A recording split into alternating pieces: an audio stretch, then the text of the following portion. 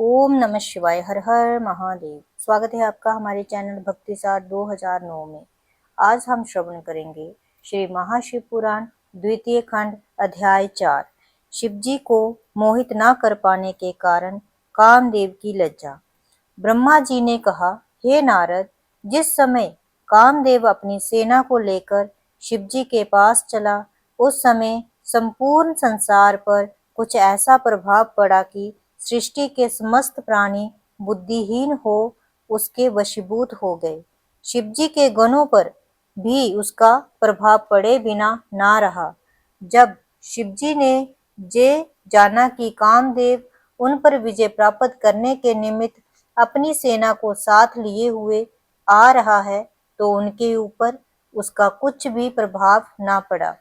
वह अपनी इंद्रियों को जीतकर अपने स्थान पर ध्यान मगन बैठे रहे। उनके ऊपर कामदेव का कोई वश नहीं चला।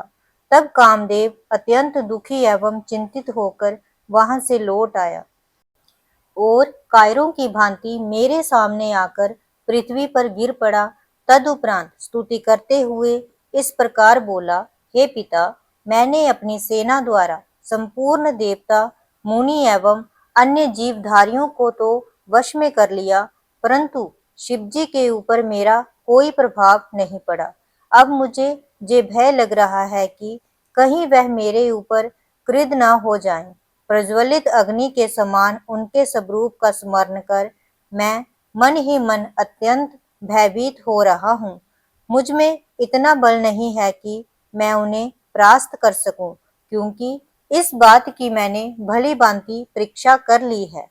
हे नारद, कामदेव की बात सुनकर मुझे अत्यंत चिंता हुई और मेरे मुख पर उदासी के लक्षण स्पष्ट हो गए। उस समय मैंने शोकाकुल होकर जो बहुत से श्वास छोड़े, उनसे अनेक प्रकार के गणों की उत्पत्ति हुई। वह अपने हाथों में अनेक प्रकार के शस्त्र धारण किए हुए थे। वे बड़े जोर जोर से चिल्लाते, नाचते गाते हुए मार मार की पुकार करते थे। उनका कोलाहल संपूर्ण दिशाओं में भर गया। वह अनेक प्रकार से उपद्रव करते थे। उनकी संख्या का वर्णन नहीं किया जा सकता। हे नारद, जब उन गणों को कामदेव ने देखा तो मुझसे पूछा, हे पिता, ये लोग कौन हैं और इनका नाम क्या है? मैंने उत्तर दिया, ये सब लोग मार मार शब्द का उच्चारण कर रहे हैं, अतः इनका नाम मार होगा। हे अनंग, तुम इस सेना को अपने साथ लेकर एक बार शिवजी के पास फिर जाओ और ऐसा उपाय करो जिससे शिवजी किसी स्त्री के साथ विवाह करना स्वीकार कर ले। ये सुनकर कामदेव ने उत्तर दिया, हे पिता, पहले तो मेरा कुछ वश नहीं चला और अब भी कोई आशा नहीं है। फिर भी मैं एक बार पुनः आपकी आज्ञा से उनके पास जाता हूँ, परंतु आप ये निश्चय रखें कि यदि शिवजी का ध्यान भटक भी गया तो मैं जीवित कदापि नहीं बचूंगा। इतना कहकर कामदेव अपनी उस नई सेना के साथ लेकर वहां से चल दिया और उस स्थान पर जा पहुंचा जहां शिवजी ध्यान मगन बैठे थे। सर्वप्रथम उसने पृथ्वी पर मस्तक रखकर शिवजी को प्रणाम किया। तदुपरांत उनकी प्रसन्नता के निमित्त अनेक प्रकार से उनकी स्तुति की। उसने प्रार्थना करते हुए कहा, हे प्रभु, मैं अपने पिता की आज्ञा अनुसार ये कार्य करने के लिए आया हूँ, अतः आप मेरे ऊपर कृपा बनाए रखें।